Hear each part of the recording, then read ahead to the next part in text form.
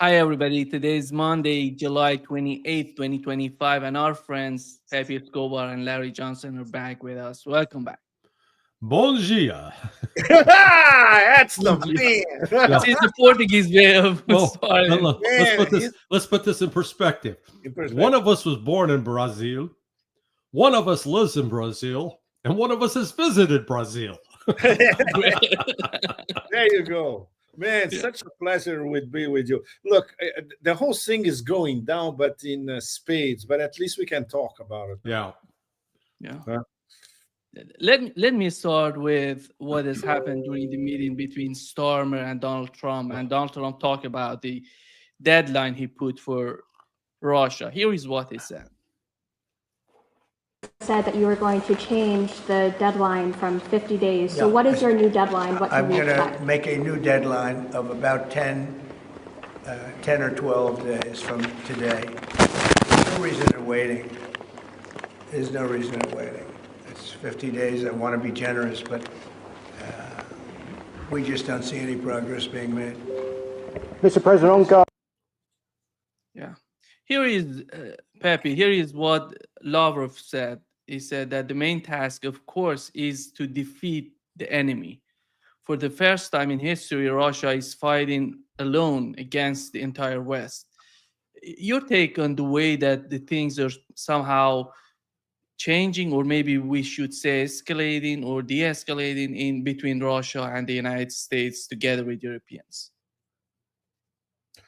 Well, both of you, Larry and Nima, you know that there's not a chance in heaven, hell, or the Milky Way that Donald Trump will understand the underlying reasons of the proxy war in Ukraine. It's absolutely impossible. And nobody in the Trump 2.0 circles or outside, or even if Jeffrey Sachs had 5 minutes face to face, nobody can explain that. He will never, first of all, he will never understand all the undercurrents and the backstory. And second, even if he did, he will never admit it, because he would have to admit that the war launched by the US by proxy using Ukraine and using NATO is a humiliating failure and defeat. So then we have 50 days, 12 days, and it's always about him. 10 days, 15 days, 1 hour, 1 minute. This is it doesn't even qualify as bullshit coming from the president of a so-called superpower, you know. So the problem is media, social media, international media, independent media. Nobody can stop paying attention to every stupidity vociferated by Trump. So this controls the news cycle everywhere. And we are just here regurgitating what he regurgitated in the first place. It's a completely toxic cycle, and nobody can escape from it. We should be talking about what's really happening on the ground in Ukraine now. Okrovsk, the Russian advance, what Lavrov always says, the war will be decided on the battlefield, but we can't. We have to talk about 5 minute, 5 minute deal, one day deadline, 50 seconds headline, whatever. Look, beats me. Sorry. Yeah. I had to spell it out because I think all of us were all fed up with this. Larry, why is that the case? Why it seems that somehow Donald Trump was convinced that it would be more beneficial to him and his administration to continue the conflict in Ukraine instead of putting an end to it. Well, Trump is impotent. He's powerless in this to really do anything other than to end the war. You know, what's he going to do? Deploy U.S. troops there? Not going to happen. Russia has been steadily hitting joint, if you will, Ukrainian NATO sites throughout Ukraine. And there's a YouTube channel, Borzikman. If that person, I believe it's a he, is to be believed, they've killed several Brits and Poles and French advisors in recent days. Just yesterday, there was a German plane that was landing at an airfield, I think, in Khmelnytsky. And They took it out, blew it up. It probably they're blowing up. Russia's taking out a Patriot missile battery. So, you know, if there's anybody out there with the creativity to take Paul Simon's song, 50 Ways to Lose Your Lover, let's change it to 50 Days to Lose Your War. You know, get out of town, Jack. Pull back the Patriot. You know, you can come up with one line after another. I mean, what is Trump going to do? I'm changing it for 50 days to 10 to 12 days. Okay, good. Then what? What you're going to send? Oh, we're going to send them some more Patriot missile batteries that we don't have. No, we're going to send those artillery shells that we can't produce. I mean, give me a practical step, or I'm gonna call up Vladimir Putin, and I'm gonna lay it out to him. I'm gonna tell him what the story is. And Putin and his advisors are gonna sit there and look at the phone and go, "Yeah, this guy's crazy. Yeah, he's lost it." Whatever respect I had for Donald Trump has completely evaporated. The man is a dangerous buffoon, in my view. Pepe, we know that Europe was somehow bargaining for lower tariffs to be imposed on them. Yeah. I was on it a few minutes ago. Yeah. It's fantastic. We're going to talk about the European century of humiliation on steroids, actually. Okay, short breakdown, Nima. I figured what the question would be. Short breakdown is, we are so happy to only get 50% tariffs from the US. At least it's not 30. And what tariffs are imposed on the Americans? 0. We are so happy to buy zillions of dollars in American weapons for our eternal war against Russia. Okay. We are so happy to invest $600 billion, euros, by the way, that we don't have in the American economy in the next few years. And we are so happy to buy 750 billion euros in American LNG for the next 3 years, 250 billion euros each, because it's cheaper and better than pipeline Russian gas via Nord Stream. Yes! This is our century of victory. Yeah. Due to the Estonian batshit crazy, whatever, the toxic Medusa and that Portuguese piece of whatever, Costa, grinning together in the same picture, and expounding their superb, which, by the way, it's crazy. I just went through the French mainstream media coverage of the thing for 10 seconds, maybe. All the headlines are the same. And they're spinning it as a difficult negotiation, but a European victory. This is what victory looks like and sounds like, gentlemen. I rest my case. Yeah. Looking at Ursula von der Leyen, it definitely shows how victory would look like. Here is what Donald Trump said. Better than 15% tariff rate for the EU? Better meaning lower? Yeah. No. I love the answer. You mean lower? No. And she's like that, like a mouse, like unbelievable. This woman represents 400. It's not the batshit Estonian crazy. The actual policy of the European Commission is dictated by von der Leyen. Kaja Kallas is a minor rat working for her.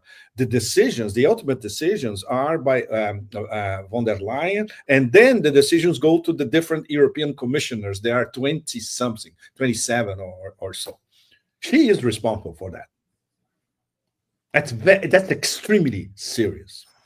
And obviously, because she is protected on all corners, and this is, I'm sure, some at our audience will understand how old money in Europe works. You control simply everything. not only meetings, marriages, who does business with whom, what kind of country clubs you go this weekend, where you spend your vacations, but of course, who runs the machinery, not only in the individual capitals of nation states, but especially in Brussels. So they send, people that are carefully curated to administer that beyond Kafkaesque mechanism in Brussels. And that includes the relationship between the EU and NATO, which happens to be in the same city, essentially. So von der Leyen, she's owed money from her own family and also owed money from her husband family, which used the von der. She's not a von der, but her husband, Heiko, is. So these are two very old school, old German money families, interconnecting with everybody that has serious wealth in Europe. So they are, there's an iron wall protecting them. Nothing happens to them. That's how it works. Yeah. Larry, the case of Europe can be seen as how capable, I would say, these leaders have been in convincing all the Europeans together. Look at Switzerland. What has happened to Switzerland during the war in Ukraine? They have just destroyed the neutrality of Switzerland during the war in Ukraine. And right now we are hearing from Austria, they want to leave their neutrality. Right. What is happening? How these people, these leaders that we are describing them as incompetent or maybe disconnected with their public opinion in their countries, but after all, they're somehow capable of convincing Donald Trump, convincing Austria, Switzerland to get along with them. Well, and let's add to that list Sweden and, to a lesser extent, Norway. It's almost like a mass illness.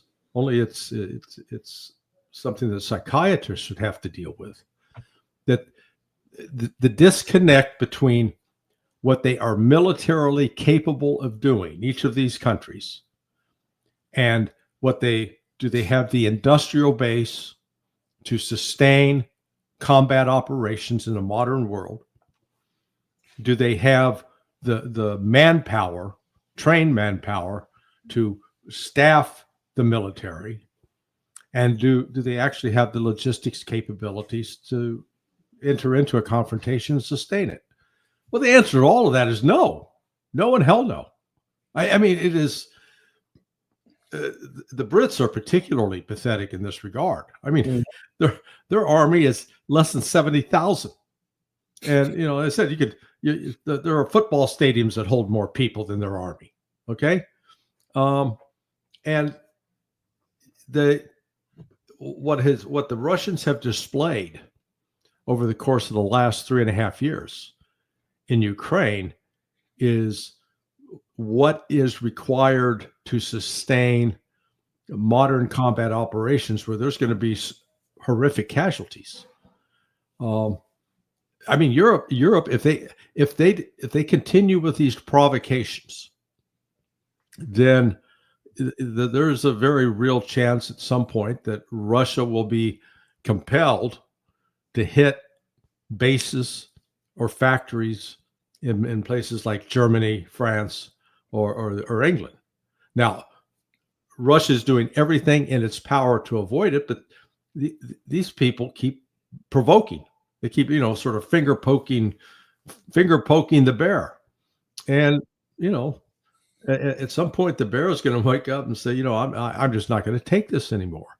I mean, I found what Lavrov's remarks earlier, that the first time we're fighting against the West, though completely, I mean, they're really on their own, and the West is putting pressure on a whole variety of areas. I mean, the fact that Serbia has been such a duplicitous place in terms of supplying Ukraine, the pressure that's being applied in Georgia, the pressure being applied in Armenia, the pressure being applied in Azerbaijan, but thank God the Russians don't panic. They just, they sort of look at it and say, oh, okay, we're going to deal with that. And they've got, think of this as a poker game. They got a lot more chips on their side of the table than the West does. The West is playing a desperate game. And it's maybe illustrated, highlighted by this latest, the growing scandals surrounding Emmanuel Macron and his wife, Brigitte, because they've now sued Candace Owens, who does podcasts in the United States, for defamation a week after the French appeals court lifted the conviction of two women for, quote, defamation. They basically said, no, you didn't fame Brigitte because there is now compelling evidence that Macron married a dude. But the reason I'm tying it back into this is how Macron came into political power in France had nothing to do with his accomplishments, had nothing to do with there was a narrative created surrounding this guy, and he came out of the Rothschild Bank. The people say, oh, that's a conspiracy. No, those are facts. I can't read more into it, but the point is, there's somebody driving the bus on the Western side of the ledger that's crazy. Pepe, Larry calls it desperation. I would say some sort of hatred toward Russia. Both. This is on the Both part of it's a serious psychological case, and it involves virtually all Western European leaders and old money, especially Brits, Poles, Germans, a lot of French as well. And the Macron case, I followed this thing from the beginning. One of my very good friends here, we can say that he's relatively apolitical. Years ago, he was telling me, pay attention to this guy. They're manufacturing this guy to be the next president of France. And he was spot on. He probably told me this like 10 years ago or so. He was spot on. Because if you follow the movements of certain key players in Paris, it's not France. Everything is here in Paris. Everything is decided here. The Institut Montaigne, which should be a sort of French equivalent of the Council of Foreign Relations, more or less. The people around him, French oligarchs who now control, I would say 95% at least of French telecoms and all that. They were starting to build a narrative around this guy who was, he's the Mozart of finance. He had a wonderful stint at the Ministry of Finance in Bercy. He worked for the Rothschild. And later on, it was fantastic because one of our friends, his dad worked with the Rothschild. And he would say, look, Macron picks up the phone every night and he calls David. And he asked, what do I do next?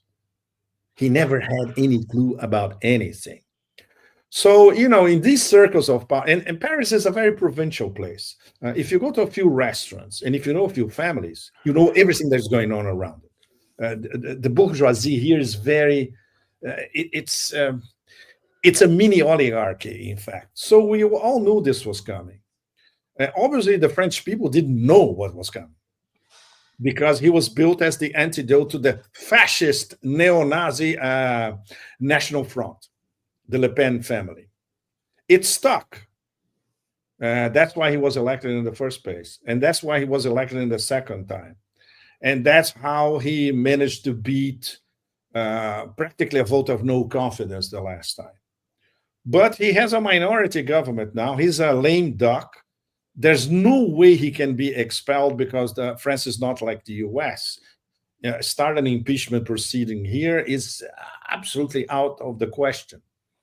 So the French are stuck with this guy, and worse, like Larry emphasized, the whole toxic, vicious, absolutely appalling, pedophilia-tinged environment, Right. which includes the Elysee Palace and Matignon, where the foreign minister, he has his best friend, his lover, he's gay, and then he appoints him to another position. It's always like a incestuous group in the higher levels of power of the French Republic, which are destroying the idea of the French Republic. This past weekend, I was in the countryside, and it's very interesting because then we can talk to the bourgeoisie, but you can talk to people who come from the proletariat who made it, and they become upper middle class.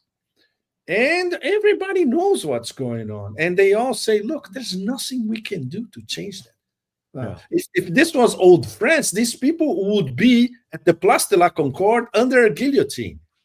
But it cannot happen anymore, because they, once again, in the case of those people in Brussels, the whole Macron entourage is heavily protected, and also by the media, of course. All these media moguls, they are Macronists, to put it this way, So it's a vicious circle, and there's no way out. This feeling of helplessness all across, this is not only in France, but all across Europe. It's all over the place. And when we have some of the best independent intellectuals in Europe, they are in Italy. They are marginalized. Some of them are chased out of their universities because they dare to go straight against the way Brussels works and the way Brussels influences all the individual capitals. It's very disheartening. Yeah, it is. Very depressing. Yeah, let me just chime in. I don't think we've ever seen a period in history where there has been such a disconnect between political leaders and the views of the populace. Whether it's in Germany or in the UK or in France in particular. I mean, it's just, it is complete opposites. And these Lilliputians masquerading as leaders are literally leading their countries into destruction. Mm-hmm. Yeah. Mm-hmm. And the reason for that, here is what the Finnish president said about why do they behave this way. Much an imperial state which has in its DNA land acquisition from others.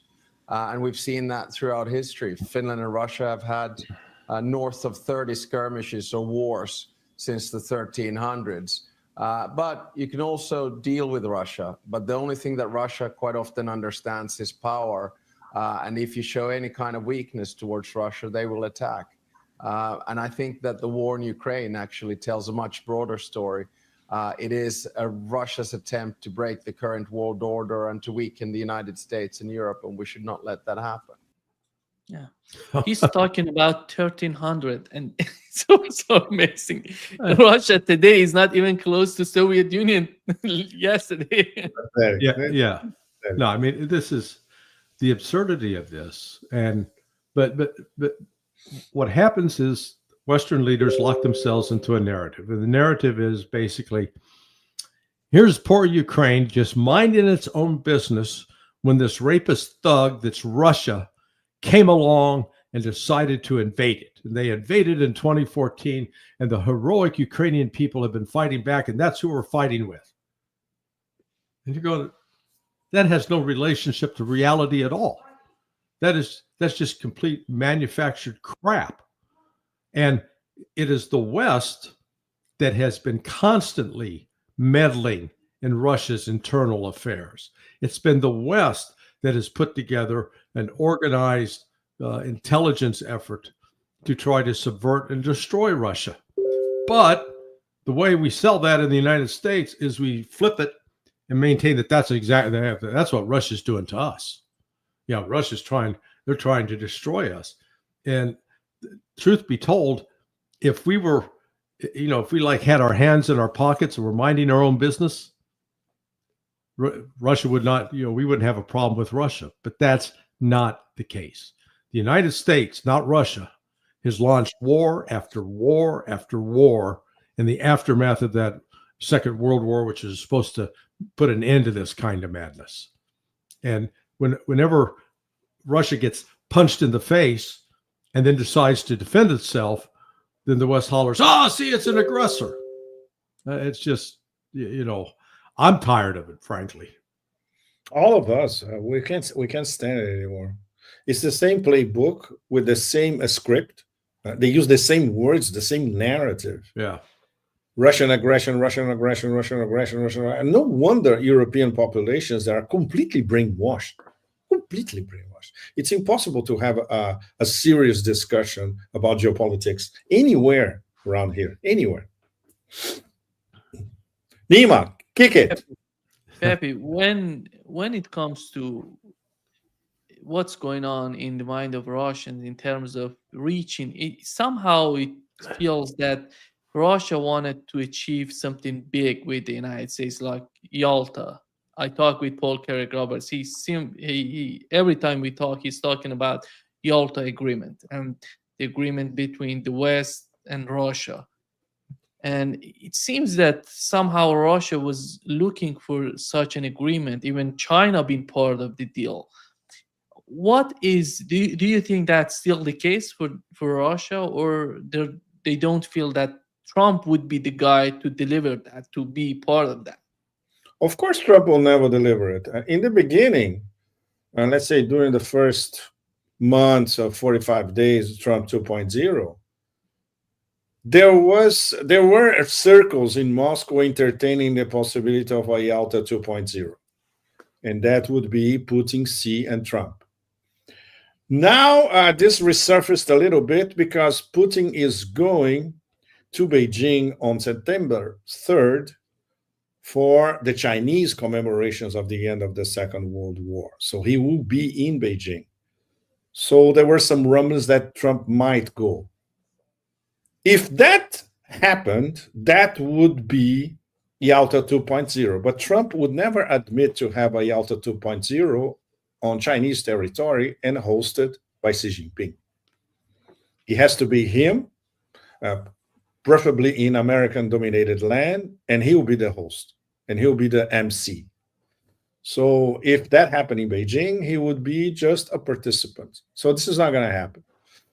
The Russians are open, really, for a Yalta 2.0. They always were since the start of Trump 2.0. But they know that it's not going to happen. When they saw Trump's, I would say, a childish temper tantrum of the past 6 months, we cannot trust a character like that. It's impossible. Too volatile, too childish, totally unprepared to discuss in-depth geopolitical and geoeconomic, for that matter, issues. Non-agreement capable, which our friend Lavrov would immediately remark. Trump is non-agreement capable. As long as he gets this art of I screw you deal that he just got with the European Union. It was not a deal. He went to the European Union, he imposed 4 big issues, and the Europeans just said, yes, master, we will obey you. That's it. This is his version of the art of the deal. And he tries to steal deals from other people. I will just give you the latest example today. Before talking to you guys, I was writing my column for Sputnik on Thailand, Cambodia. My home in Southeast Asia and my neighbors. I've been following them since the mid-1990s.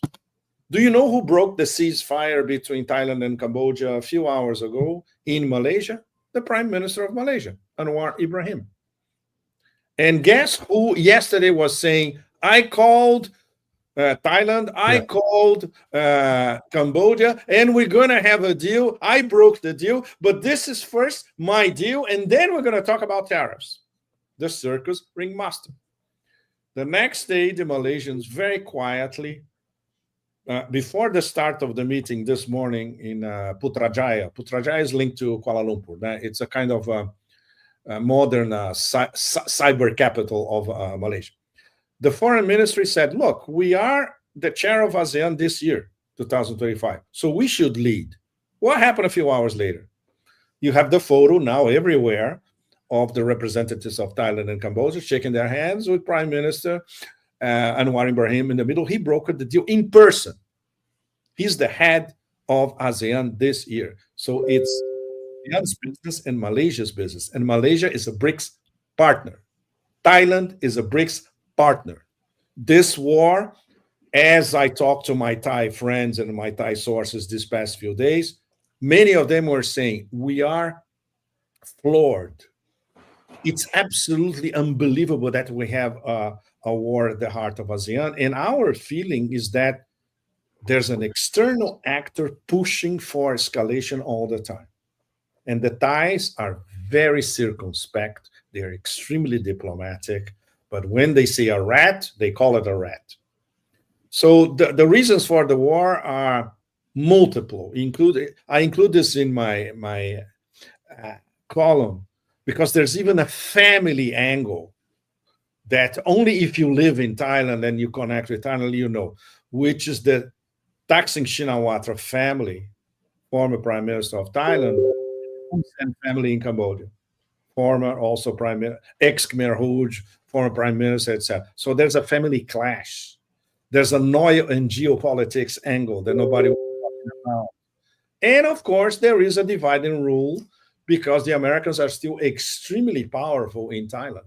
And the CIA, for instance, has what it takes to start any sort of divide and rule in Thailand. When the last time I left Bangkok before going to Russia and then the BRICS in Rio, I was talking this with my Thai friends, and they were saying, it's going to get worse. There's going to be something here. Just like that. This mini war that nobody can explain explodes out of nowhere. So, this tells you and our audience how this dementia across the West is overspilling all over the planet. And that's what we all have to be extremely about 24/7. The list of hot spots all across the global South now is growing literally week after week. We have, without even counting Africa, for instance, the Democratic Republic of Congo, Somalia, what they're going to come up with in the Alliance of Sahel states, or in South America, where the big focus now is Brazil because of the 50% tariffs against Brazil. If we look at Eurasia, there are 10, 11, 12, 13, 14 different hotspots now at the same time, exploding at the same time. It's completely crazy, and it's going to get much worse. It will involve the Senkaku Islands in Japan sooner or later. It will involve a provocation in this and South China Sea sooner or later. It's already evolving in the Azerbaijan front. Azerbaijan is playing not a triple game, probably a quadruple game against Russia and Iran at the same time. Extremely dangerous. The Russians know what's going on. The Iranians as well. The Iranians are already alerting. Look, if it goes on like this, we're going to have to intervene. So that mafia in Baku, the Aliyev gangster mafia, allied with the oil mafia, which is controlled by BP, British Petroleum, they are going no holds barred to destabilize that region against Russia and China. So we see these hotspots multiplying themselves all the time. That Indian-Pakistan war is not solved. And sooner rather than later, we have a war inside ASEAN, which are a bunch of extremely peaceful people for the past few decades. They were trying to put that organism together to be credible. Their main theme is called ASEAN centrality. This means we are central to all these 10 members. Everything that happens, we sit on the table and we discuss among ourselves. And we have divide and rule empire of chaos, breaking the table, just like that. And it's easy for them to do it. Larry, did you know that they are building a gigantic American embassy in Chiang Mai, northern Thailand, right on the borders of China, Laos, Myanmar, and Thailand? I'm sure that's just a coincidence, Pepe. Come on. I'm sorry, I am just a conspiracy theorist. Yeah, I mean, Just like Forgive Lebanon. me, Larry. yeah. Trump. Obviously, Trump got a great real estate deal out of it. I mean, come on. You betcha. Yeah, no, you're absolutely. Look, the United States is like a covert arsonist. It's running around the world, setting fires, hoping something catches. Exactly. And because I was going to add to when you started off, to add to, that terrorist attack that took place in the Kashmir out of Pakistan. Yeah, that was just some local group decided, hey, we don't have anything better to do today. Let's go over here and kill all these foreigners. Exactly. Yeah. So yeah, what we're looking at, the best analogy I can come up with is the scene at the end of the movie Titanic when all the passengers are dumped into the freezing water and they're thrashing about trying to keep from drowning. That's the United States right now, because there is some, I'll call it deliberate thought being given to how do we destabilize, how do we create problems for Russia and China. Mm-hmm. But they're not coming to grips with the fact that what has transpired since the start of the special military operation is this BRICS is now real. I think you can make the case that in December of 2021, BRICS was a nice idea. BRICS was a nice goal to achieve at some point down the road, but there really wasn't a lot of meat on those bones. It was, you had an outline of a skeleton. But the start of the special military operation, the fact that the United States completely rejected Russia's efforts to negotiate a comprehensive security agreement that would have forced NATO to back off, the sanctions imposed both on Russia as well as the increased Western bellicose language directed at China brought those two together. I think they said finally, hey, we're going to have to hang together, or we shall surely hang separately. That, in other words, that they'd have a rope put around their neck and strung up. There are still some Western analysts that believe that China is going to take over Eastern Russia at some point, and that absolutely ridiculous. I know, and that this relationship between Russia and China is just superficial. No, there's something deeper here, more profound. And now we're seeing actual movement in the banking sector, in the trade sector, in the institution of SIPs that is now starting to process all the cross-border interbank payment system, which is a modern blockchain system that works in seconds compared to SWIFT, which is basically 19th century technology. I mean, their email, and it'll take you 2 to 3 days to get a transaction, and we're going to charge you a lot more money for it. It's like, and the West is ignoring that. They're pretending, oh, that doesn't exist. Mm-hmm. And so that's why I said this is, I think at some point, the West is going to collapse in on itself because they can't sustain this fraud. I don't believe they can. And on the other hand, Pepe, with what you've said and Larry said, it seems that as long as they continue with this game of making new conflicts, little conflicts, regional conflicts, they're going to unify even more the BRICS and the unity within BRICS. There's no question. Yeah. You want to keep up? Go ahead. Actually, let me interject with a question. Yeah, please, go ahead. For Pepe here as well. And I've asked Nima this, but it seems to me that when Trump attacked Brazil with a 50% tariff in the midst of BRICS, that I had an expectation before the BRICS summit in Rio that it was going to be basically a bust, Mm-hmm. and that Lula was probably the weak sister in that whole lash up, that he would betray him in a heartbeat. It seems that completely backfired on Trump, that he now made Lula more stalwart and said, by God, we're not going to get bullied by that. We're going to do this. Am I wrong in that, or is that what's your take? You're absolutely spot on, Larry. And many of us before, we talked about it with Nima when I was in Rio. We had a conversation while I was there. And we were talking about how most analysts had very low expectations about the summit.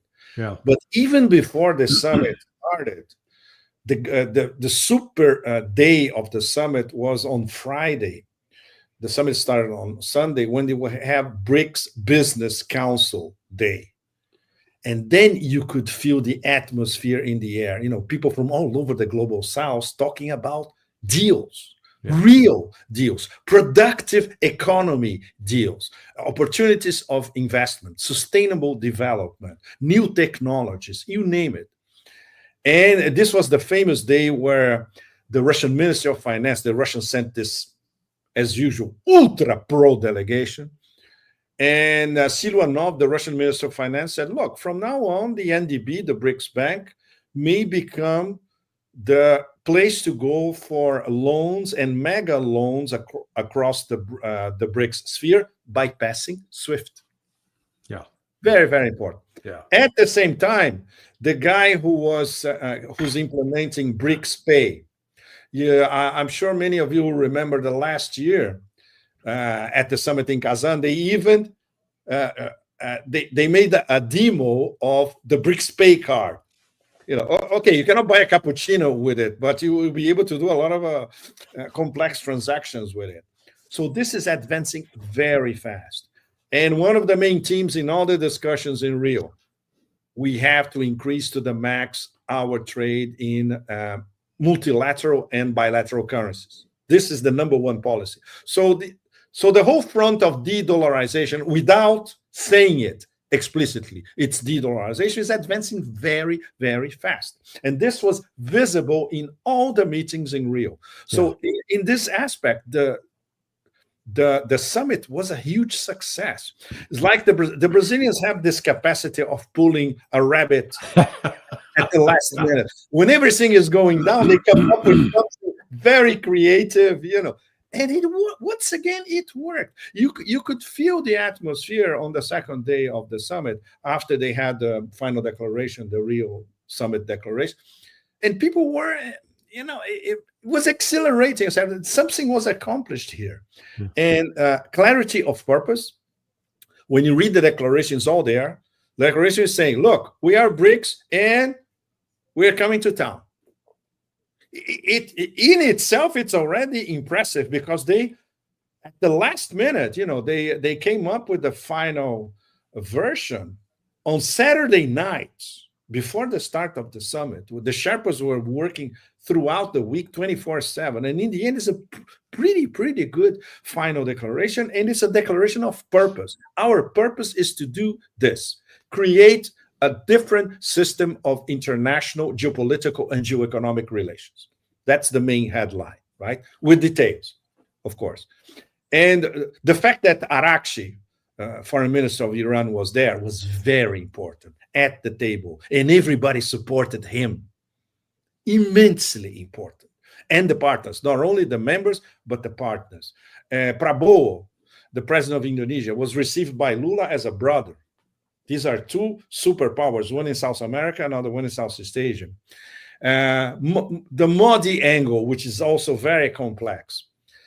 Modi was like, he was visibly thrilled to be in Rio and then in Brasilia, where he was received in a state visit by Lula. Very, very serious. He was saying, we are going to strike a strategic partnership between India and Brazil. That's enormous. The repercussions.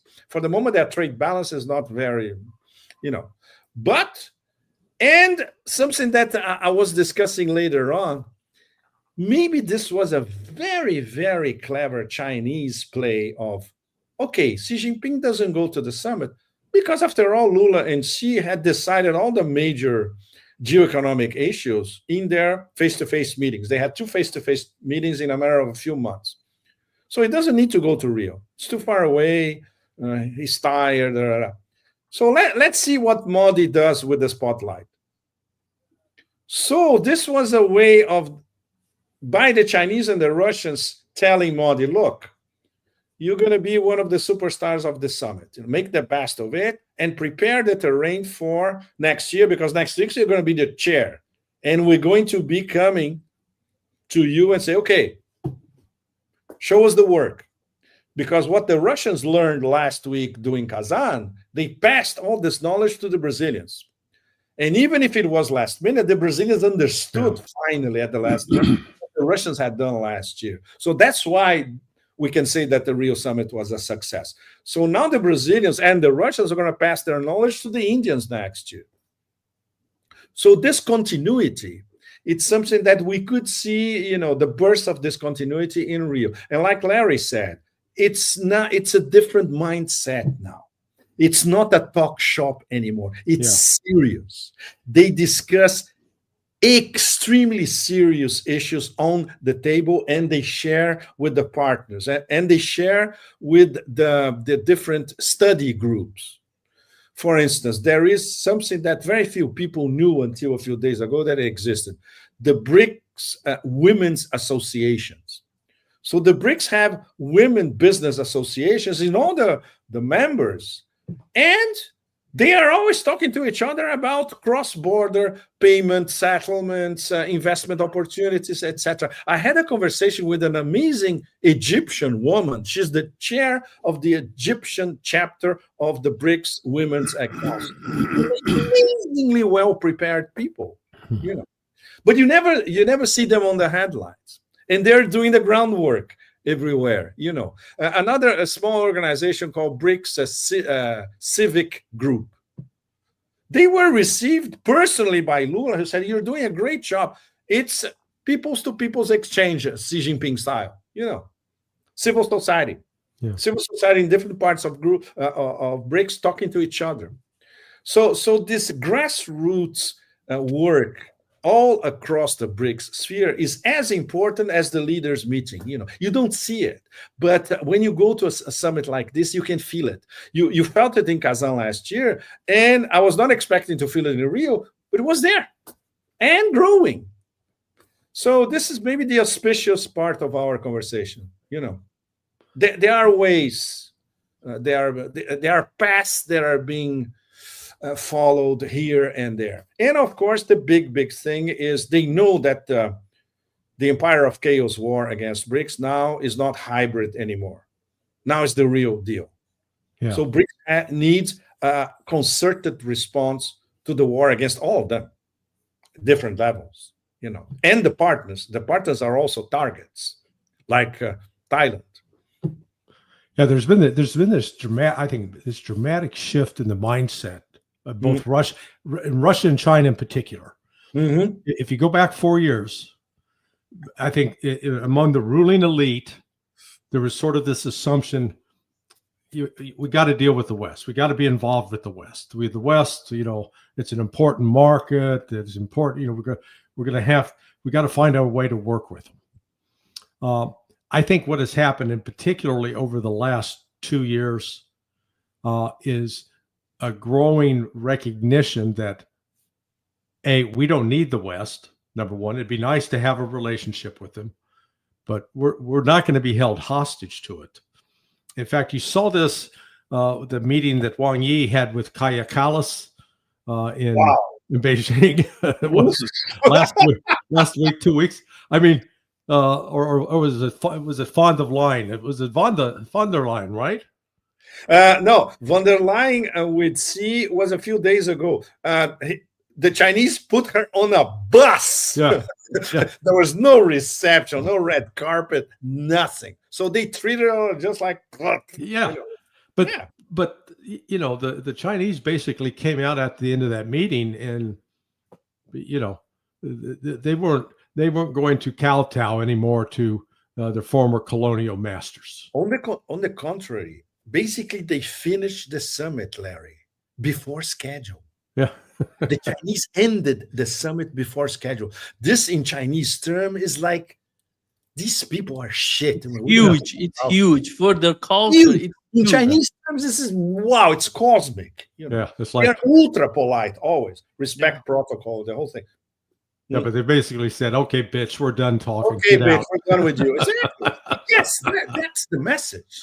Yeah. Yeah, so that's why with that, that factors into this creation of this new geopolitical world that, as you and I saw at the St. Petersburg International Economic Forum in 2024, but it keeps getting bigger every year. But when you got all of these countries from around the world coming together, and they're serious people.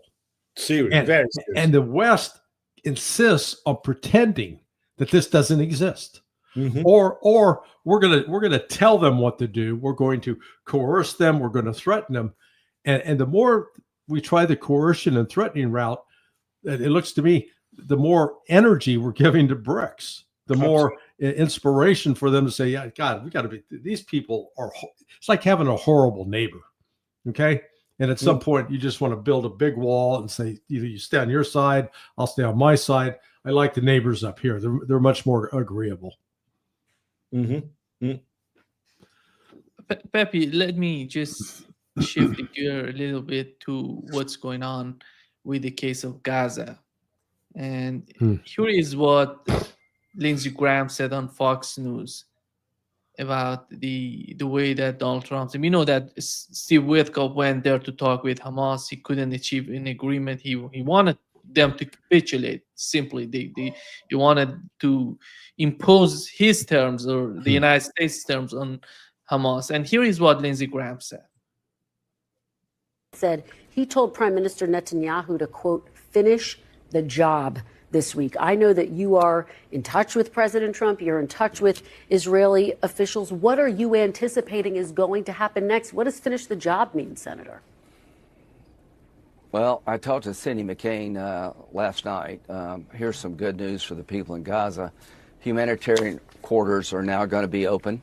Israel's going to work with the UN, the World Food Program, to get some food into these people who need it.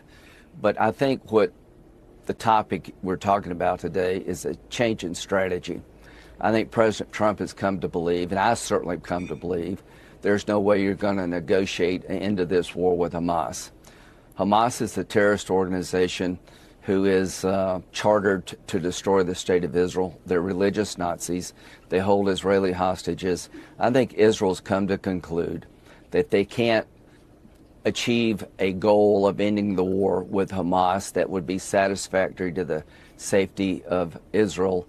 And if they're going to do in Gaza what we did in Tokyo and Berlin, take the place by force, then start over again, presenting a better future for the Palestinians, hopefully having the Arabs take over the West Bank and Gaza. But I think going forward, Christian, you're going to see a change in tactics, a full military effort by Israel to take Gaza down like we did in Tokyo and Berlin. Jesus. Yeah. Jesus. Well, I prefer not to comment anything coming from this infrahuman species. Yeah. He is a horror of a human being. And let's step back and look at the reality now. So you had October, November, December in 2023. That's 3 months. 12 more months in 2024. So that's 15 months. And now we're into month 7, 22 months. In 22 months, the Israeli military, supposedly the best military in the Middle East, nobody better. They have every advantage an army could have. They're fighting in an area that's basically 10 miles by 25 miles, 30 miles. It's not a big area. They've got soldiers. They got more manpower. They have tanks. They have armored vehicles. They have artillery. They have combat aircraft that can drop bombs. They have helicopters. They have intelligence, surveillance, and reconnaissance. What does Hamas have? They've got some rifles, some sidearms. They've got some RPGs, and then they cobble together whatever mines and improvised explosives they can build up. And they have held off the Israeli army for 22 months. And I've drawn the parallels with Leon Uris's book, Mila 18, which was about the uprising of a small group of Jews in the Warsaw Ghetto during World War II. They went up against the German Wehrmacht. They lasted 3 weeks in similar conditions. Similar conditions.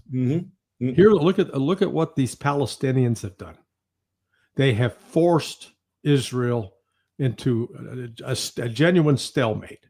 Yeah, Israel can do starve people as if they're at Auschwitz or Buchenwald. They can commit the same kinds of atrocities that the Nazis did, and then to try to find excuses for it. But the world's becoming increasingly horrified at it, and it is fueling divisions. Actually, finally, thank God, in Israel, where people say, "No, we can't do this. We can't keep doing this. We're dehumanizing ourselves." So, people like Lindsey Graham, wishing that he would visit a very hot place after he dies, that he would be roasted over a fire. It would be too good an end for him, because what he's saying is totally lacking in humanity. It's just evil. Pepe, it's not just about us feeling this way. Mm-hmm. A lot of Jewish people, these people who are not agreeing with Zionist fanatics, yeah. One of them recently, we had the British actress Miriam Margolyes. She was talking about the way that she feels about what Israel is doing. It's somehow amazing the way that she's trying to picture that. Here is what she said, Pepe. Issue. Gaza. I feel it particularly because I'm Jewish, because I know how much wickedness and cruelty were meted out to Jews in my lifetime. I was born in 1941 at the height of the Holocaust. And I cannot bear to think that my people are doing exactly the same thing to another nation. And the nation that they're doing it to, the Palestinian nation, was not responsible for the Holocaust, had nothing to do with it. That was a purely European pleasure. And so my heart is broken. And I think the terrible thing I have to face is that Hitler won. He changed us. He made us like him. Yeah, powerful message, in my opinion. Yeah, but it's way more complicated than that, and it's too self-centered, as usual. Now, Jews talking about themselves is so self-centered. There were many more hardcore Holocausts in history, much worse than what we had in Armenia, by the way, as well. Exactly. Well, not to mention when we go back 2,000 years in history. Some of them perpetrated by the Roman Empire, for that matter. Well, anyway, okay. I prefer to focus on the response by the Chinese foreign ministry.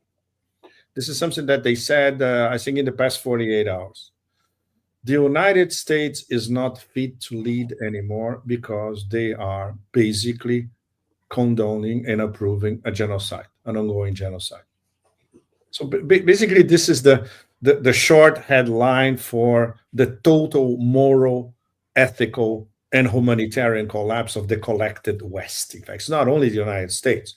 The European Union also totally approves what's going on in Gaza.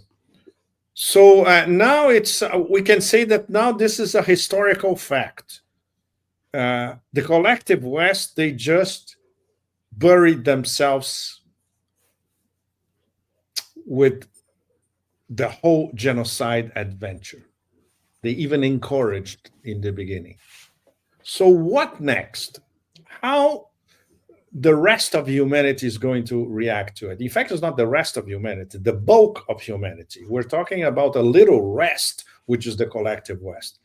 The humanity that really matters, 85%, totally abhors what's going on, perpetrated by this death cult in West Asia.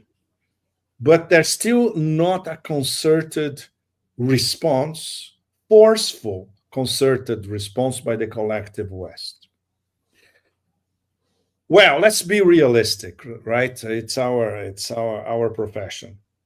The only way these people would understand something is via a military defeat.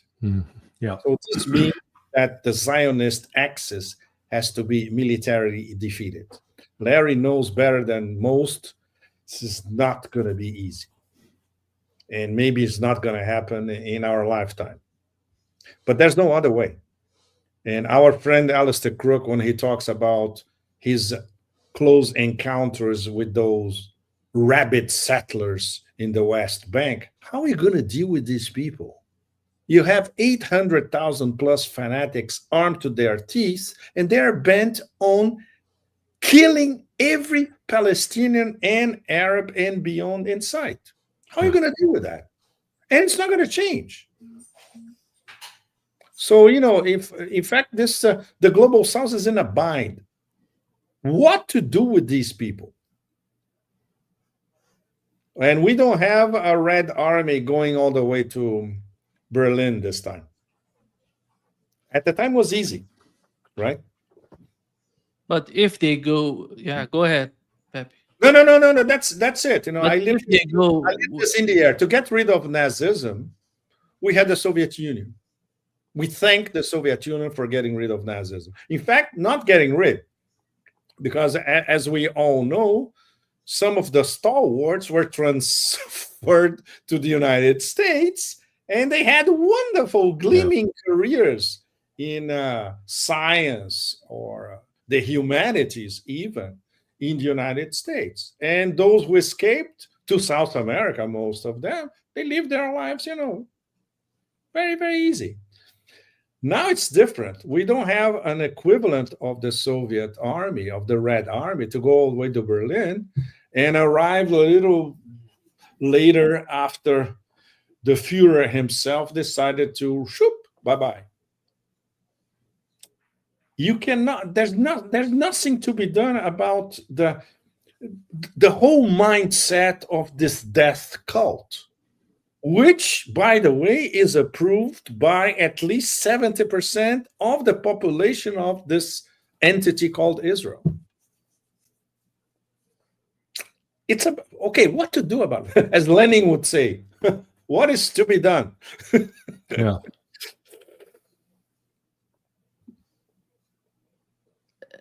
Larry, when it comes to, Pepe pointed out that maybe in our lifetime we cannot see Israel being defeated militarily. But how about politically, morally? They have been defeated, discredited. What you see the public opinion all around the world, how they totally against Israel. Even with those countries that fully support Israel and their actions in Gaza. Well, let's go back to the breakup of the Soviet Union. Okay. Part of what really brought the Soviet Union down was it had so overextended itself, both internationally and domestically, that you finally reached a breaking point. And that's exactly where I think Israel is headed. That's where NATO is headed. If you step back and look at it, Israel is suffering casualties that are irreplaceable in Gaza. Now, not as many Zionists are dying as Palestinians, but it's still a significant number. You're seeing the suicide rate among Israeli soldiers go up.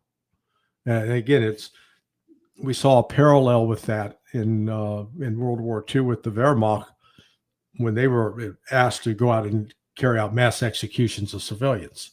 And they finally said, hey, the commanders said, we got to stop this. You're killing our troops. Because guys with conscience got tired of shooting women and children and babies. And then they started killing themselves. You've got Israel now trying to fight in the West Bank as well as in Gaza, fight in southern Lebanon, fight in Syria. And all of this while they've still suffered significant damage to their infrastructure. And you got many members of the Israeli population are bugging out. They're getting out. They're going to Cyprus and other places. So it's not a resilient society with great depth.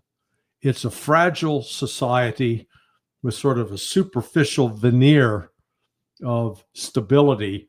But once you get below that, and as Pepe is commenting, you've got these hardcore, crazed Zionist settlers, and then you've got the Haredi, who are ultra religious, but they don't endorse the Zionist vision. And then you've got sort of a significant number of, I'll put Jews in quotation. They're ethnically, they claim to be Jewish, but they don't practice the religion at all. They don't believe in it. I mean, which is really sort of ironic. It's not, you don't keep a society like that together. Mm-hmm. So, I think it will come. It's not going to come from an army invading. They're going to collapse themselves, I believe. Actually, Pepe, resistance, for those one who know about physics, and resistance is part of our planet. When you push something, doesn't matter what is that be. It's gonna be air, it's gonna be at something in a wall, they're gonna resist. That's why I don't see this sort of mindset on the part of the United States, that somehow Donald Trump, when he talks about Gaza, he said yesterday, he doesn't understand what's going on there. He said, nobody thanked me for what I've done for Gaza. I sent a lot of hate to you. So what are you talking about? It seems that, go ahead, Pepe. He cannot possibly understand it. I would love to have Donald Trump in Sana'a in Yemen for 24 hours without his retinue, without his handlers and all that. He might learn something about life and resistance and integrity and moral clarity and of steadfastness. It would blow his mind if you. He will blow it, exactly. He will have to go to One Flew Over the Cuckoo's Nest, Jack Nicholson scenario, Yeah. But that will be quite an exercise, right? Because all of his decisions is based on the reality of his life, not the reality of other people's life. Because you have to understand, you have to have the ability to put yourself in their shoes, in their sort of mindset. That doesn't come from Donald Trump. No, but these people don't have empathy. Nima, Larry, all of you, our audience, these megalomaniacs, these mega narcissuses, they don't have empathy with anybody. Yeah. Maybe 2 or 3 members of their immediate family, and that's about it. The rest of the world is to be subdued, crushed, humiliated, harassed, imposed upon, you name it. Well, yeah. Thank you so much, Pepe and Larry, for being with us today. It was a great pleasure to have you both on. Enormous pleasure to be with you both. Absolutely. Yeah. Well, I always enjoy seeing you, Neem. I'm thrilled to get to be with Brother Pepe. The first time we met, I'd followed him, but I had arrived late at night at the Intercontinental Hotel in Moscow. It was December. And so I'm walking up to check in at the desk, and I look at this guy in front of me. I go, "You look like Pepe Escobar." And he turned around and goes, "You're Larry Johnson." This is modern life. You meet in hotel lobbies. That's how it works. we developed an instant connection, and it's been sustained. Yeah. So great. All right, thanks for doing this, Nima. And we usually meet in Russia. Yeah. Next time in Brazil. Yeah. No, man, I need to go back to Florida. Okay, I got a guest room. Yeah. There you go. Great. All right, guys. Later. Thank you so much. Okay, guys. Great to see you. Take care. Bye-bye. Bye-bye.